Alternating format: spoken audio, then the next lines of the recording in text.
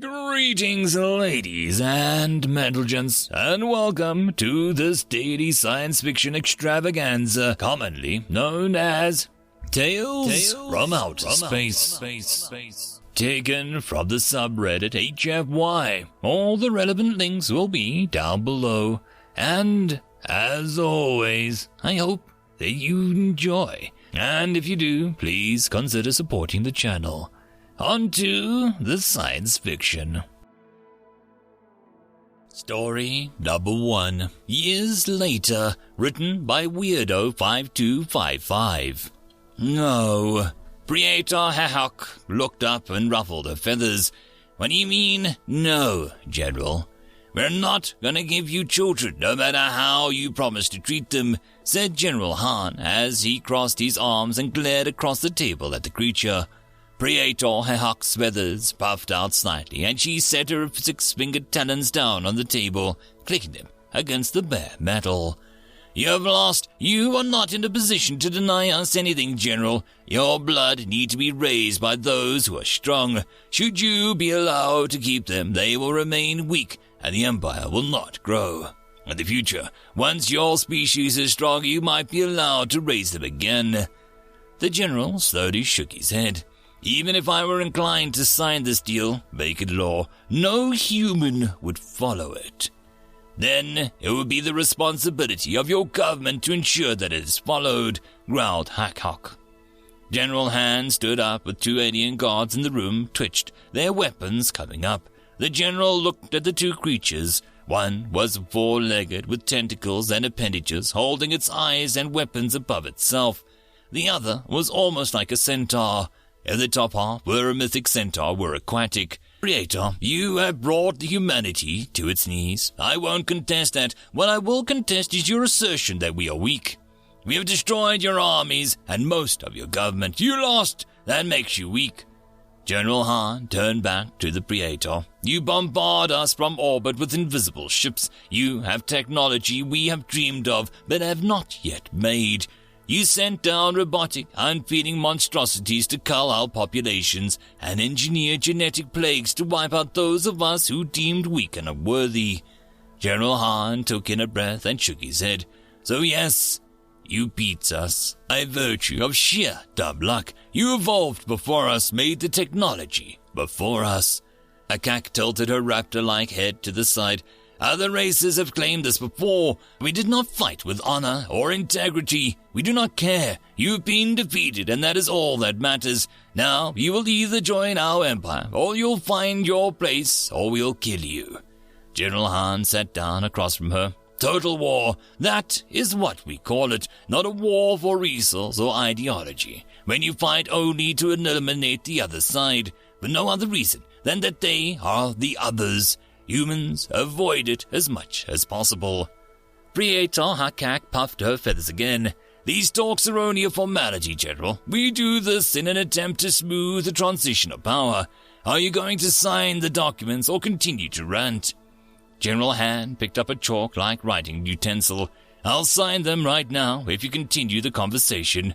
Very well, I'll entertain this. General Han shrugged and scribbled his name on the data tablet. Hahok blinked her eyes and slowly picked up the document and held it to the guards. The one that looked like the fishy centaur took it and retreated from the room. Why do you avoid total war? General Han raised a hand. We learn that it invites too many opportunities. It draws a line too clearly in the morality of the human mind. A war where one side is the total aggressor, without reason or mercy and unquestionably evil. We did not know of your empire until you were kidding us without cause. You attack us purely because we exist. No human will ever question that you are evil. Prieta Hahok tapped her talons against the floor now, annoyed.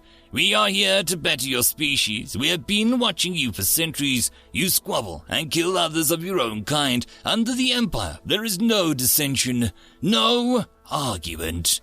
General Han sighed. Which is why you want our children. You want to raise them under this culture. The Praetor once again tilted her head to the side. Historically, it has been the easiest form of transition. You and this generations of humans will fight. You will all hate us, and you will continue to do so. If you have signed this deal with the intentions of resisting us and subverting us through other means, you will fail. Once we have enough children, the population will be sterilized, and none of the children raised by the Empire will return here for millennia. Your civilization and species will fade into the grandness of the Empire, and your world will only be another of thousands. General Han's face was stony as this. You enjoy doing this. I do it because I must, said the Praetor, returning the glare. General Han closed his eyes. It won't work. This is a plan that we have executed 1,000 times. Your species is not special. You will have to tear the children from our arms of every parent, kill them, and bloody your own hands to take them. Even if you do raise them in your own culture, with your own values, they will subvert you and take control. General Han smiled. They will not even do it out of retribution or revenge. It'll be simply who we are. It could take 1,000 years, but in the end, humans will beat you. Praetor Hakak stood up and raised her feathers. We shall see. General Han smiled. We won't. You and I aren't going to be alive much longer. Hakak paused, and the little guard dog moved forward with the gun held up by its tentacles hummed. This negotiation is the first time you've landed a ship. We buried 12 nuclear warheads underneath us. The Praetor's feathers puffed out even further, which we detected and have remotely disabled. General Han's expression soured slightly. Did you detect the C4? The Praetor frowned. C4? 3,764 years later. Tarn sat down across the table from an alien and set the data tablet down in front of the creature. Its hairy tentacles whipped around the room, and an eerie high-pitched sound pervaded the room. As Tarn understood it, that was how the creature could see. They're not capitulating. Tarn blinked to put both of his hands down on the table. Most of the species we bring into the Empire say that. In the end, they end up joining. The furry tentacle whipped towards Tarn, hitting him in the face. The Empire representative flinched and tapped the data tablet in front of him. President Uriah, this is an agreement that your people need to agree to if you want to survive. The president waved his tentacle over the tablet, reading the agreement in his own language. For several minutes, Tarn waited for the other side of the table, his face clearly neutral. You cannot expect me to agree to this, hissed President Uriah, to give up our spawn to aliens, to others who have ravaged our planet, killed my people. Tarn sighed and leaned forward.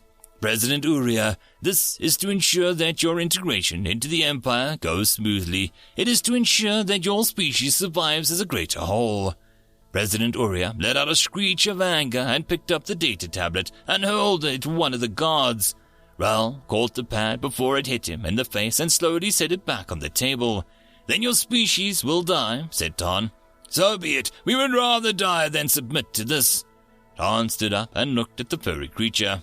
Is that what you really want, to go down fighting until your last breath? We will release diseases and genetic abominations on your world, giving your people a horrible, agonizing deaths. Drones armed with every weapon you can imagine will stalk your streets, and will use your population centers as target practice for our orbital weapons.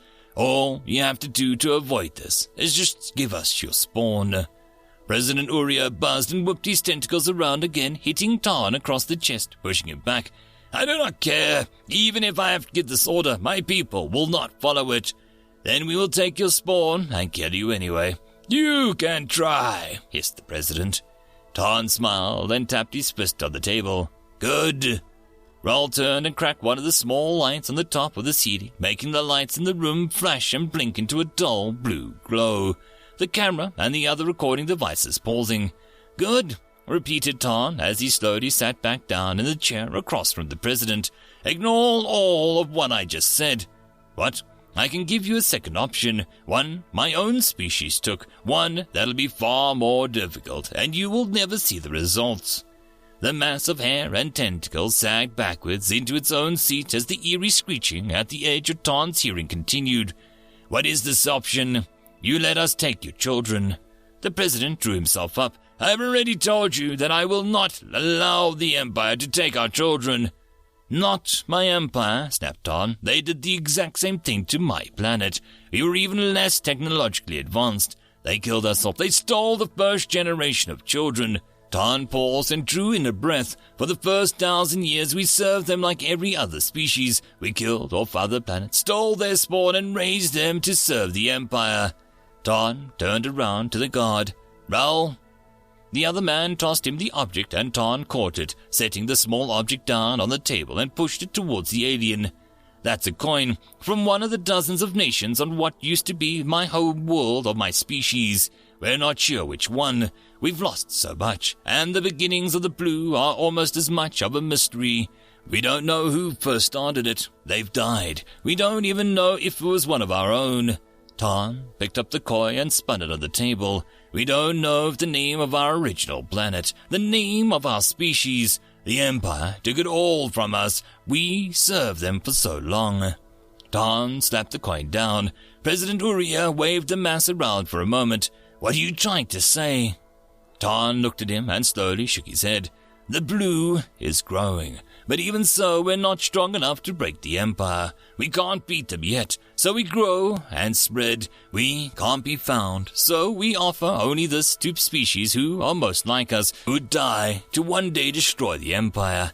The blue can't save your species, but if you give us the data on your people, Ton paused, we'll raise them as much as we can in accordance with it, teach them as much as we can, so that one day the children of your species can stand beside us and destroy the Empire.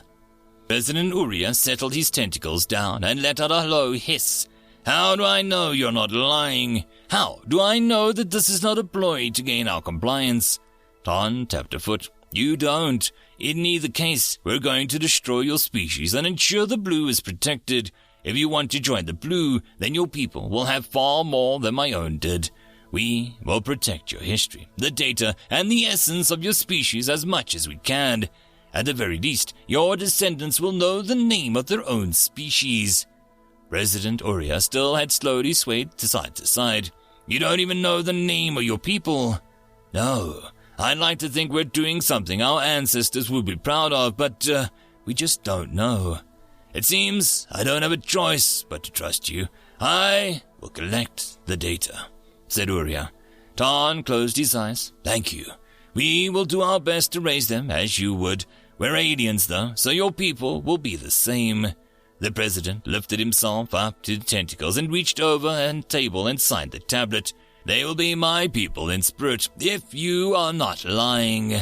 Thank you. If you are lying, know that my people will be your bane, and even if it takes a millennia, they will end your empire. Ton picked up the tablet. Hopefully they will be. End of story. And that, my friends, concludes this dose of science fiction fun. I hope that you enjoyed. And if you did, please don't forget to support the author from the link down below. But if you want to support this channel, there are links as well down below for you to help with. But the easiest way would be to share this video.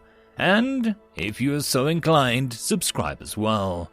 I will see you all in the next episode, and I hope that you all have a fantastic time until then.